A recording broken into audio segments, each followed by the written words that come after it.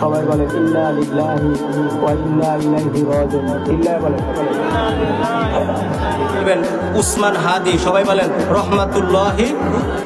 আল্লাহ তাকে জান্নাতের ভিতরে উচ্চ মাকাম স্থান দান করেন, সকলে বলেন আমিন।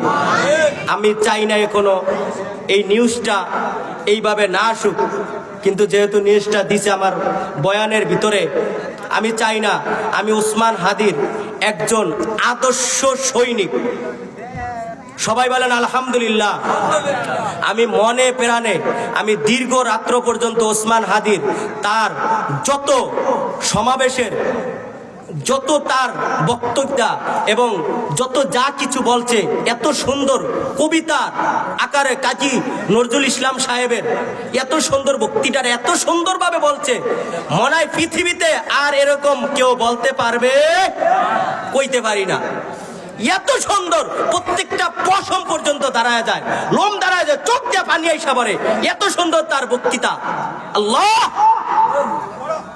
মালিক, বলতে পারি না আল্লাহ, আমি এই আওয়াজ শুনতে চাই না, তার মৃত্যুর ঘন্টা শুনতে চাই না।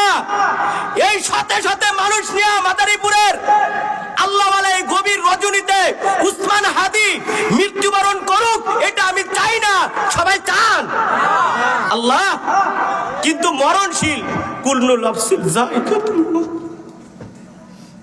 সকল মুসলমানের মৃত্যু বরণ করতে হবে। যেহেতু মায়ার নবী মৃত্যু থেকে বাঁচতে পারে না, হাদি তো সামান্য, সেও বাঁচতে পারে, কিন্তু মনে মানায় না। আহ, কত দামি সন্তান, আল্লাহ তুমি তাকে কবুল করে না, সকল বলেন।